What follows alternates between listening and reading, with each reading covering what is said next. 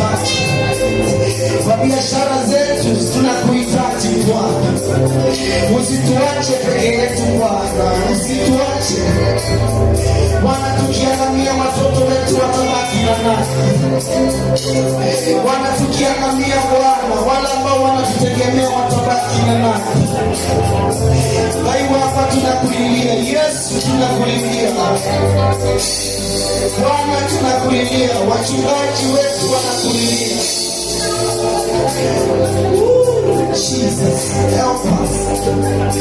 Help us, Jesus. Bwana tusaidie. Katika ituni maandiko mengi yatia bayuni moji upweka.